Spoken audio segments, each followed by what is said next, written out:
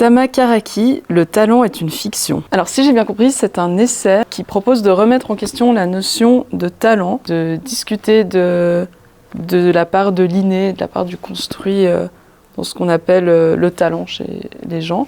Et en allant plus loin, du coup, de remettre en question tout ce qui est mythe du mérite, de la méritocratie, tout ça. J'hésite entre plusieurs personnes.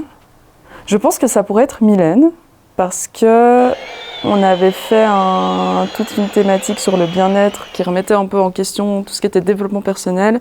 Et là, je vois que c'est un livre qui est aussi dans la catégorie un peu développement personnel, mais plus dans une perspective de remise en question. Ah, ça pourrait être Eamon aussi, parce que je sais que lui, il aime bien lire des essais. Ah, ça m'étonnerait pas que ce soit Chloé non plus.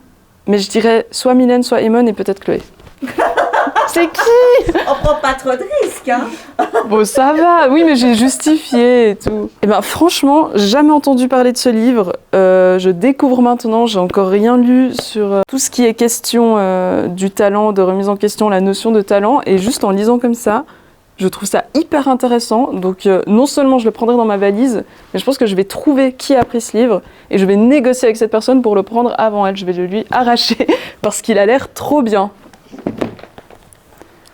Tove Jansson, Le livre d'un été. C'est un livre finlandais qui a été écrit dans les années 70. C'est un roman sur la relation entre une petite fille et sa grand-mère. C'est super dur, mais je pense que c'est Chloé. Parce que c'est pas une nouveauté, c'est un livre quand même qui a plusieurs années, donc peut-être que c'est un classique. Et j'ai l'impression que Chloé est très intéressée à lire, à redécouvrir des anciens livres ou autres. Je le prendrai pas dans ma valise.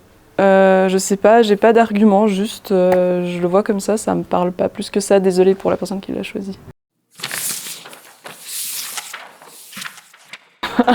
On m'a posé la question.